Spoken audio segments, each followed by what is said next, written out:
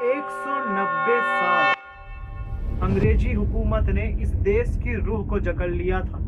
जहां के लोग हर रोज सुबह तो देखते थे, लेकिन सूरज अंग्रेजों का होता था और एक दिन उस सुबह ने खून से इतिहास लिख दिया। 1910 का भारत अंग्रेजों का भारत था। वो दौर एक ऐसा वक्त था जहां हर एक भारतीय से उसकी जुबान छीनी जा रही थी, खेत लूटे जा रहे थे, उसकी पहचान मिटाई जा रही थी। दिल्ली से लेकर लाहौर तक हर एक चौराहे पे एक होर्डिंग टंगा होता था, जिसमें बड़े बड़े और साफ अक्षरों में लिखा होता था, dogs and Indians are not allowed.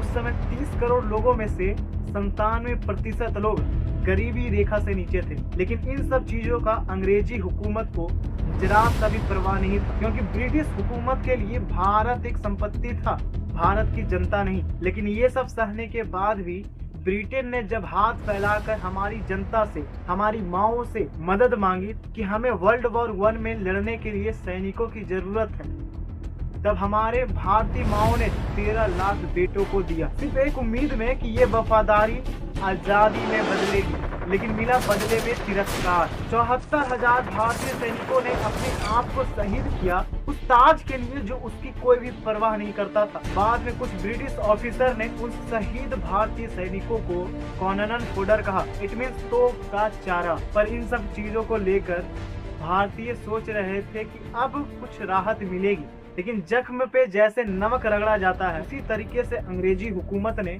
हमारे जख्मों पे नमक रगड़ा। उन लोगों ने एक ऐसा कानून लाया जो कानून की चादर ओढ़े गुलामी का ताज था। ये कानून था, लेकिन इसमें एक चीज नहीं थी, वो था न्याय। ना कोई ट्रायल, ना कोई वकील, ना कोई दलील। जिसे चाहो जब चाहो जैसा चाहो उठाओ जेल में डाल दो। शक और गिरफ्तारी, शक और गिरफ्तारी, शक और गिरफ्तारी, सिर्फ शक और गिरफ्तारी। प्रेस बंद, सभाएं बंद और बोलने की आजादी खत्म। महात्मा गांधी ने इसे काला कानून कहा। पूरे भारत में गुस्से की लहर उठ पड़ी, लेकिन सबसे तेज और सबसे पहले पंजाब में। पंजाब के लोगों की सब्र की बांध टूट चुकी थी। पंजाब के लोग सड़कों पे नहीं, अपनी उम्मीदों को, अपने अधिकारों को लेकर चल पड़े थे। और उसी पंजाब के अमृतसर में दो नाम उभर रहे थे, डॉक्टर सत्यपाल और सैफुद्दीन किचलू। ये दोनों नेता शांतिपूर्ण विरोध के पक्षधार थे।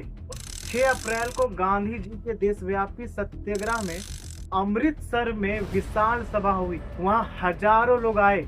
ना ही किसी के पास हथियार थी, ना ही किसी के पास डंडा, और ना ही किसी की जुबान पे कोई हिंसा थी। लेकिन तब भी ब्रिटिश सरकार ने इसे विद्रोह मान लिया। तब 10 अप्रैल 1919 को डॉक्टर सत्यपाल और सैफुद्दीन किचलू को गुप्त रूप से गिरफ्तार कर लिया गया। जब अमृतसर की जनता ने अपने नेताओं की रिहाई मांगी, तब उन निहत्तों पे गोलियां और डंडे की बारिश हुई। कई लोग मारे गए और शहर में कर्फ्यू लग गया। फिर आया 13 अप्रैल 1919, पंजाब का सबसे पवित्र दिन, बैसाखी। जलियांवाला बाग में एक शांतिपूर्ण सभा आयोजित की गई, डॉक्टर सत्यपाल और सैफुद्दीन किचलू की रिहाई के लिए। ना कोई मंच, ना कोई माइक, हजारों लोग अपनी बातों को रखने के लिए आए, अपनी उम्मीदों के साथ, अपने अधिकारों के साथ, सिर्फ मन में एक ही सवाल लेकर कि हमारे नेता कहाँ हैं। पर उन लोगों को क्या पता था कि कुछ ही देर में इन लोगों की चीखें ये दीवारें भी रोक नहीं पाएगी। जलियांवाला बाग की मिट्टी में उस दिन सिर्फ कदमों के निशान नहीं, वहाँ था एक ऐसा इतिहास जो इंसानियत को लहूलुहान करने वाला था।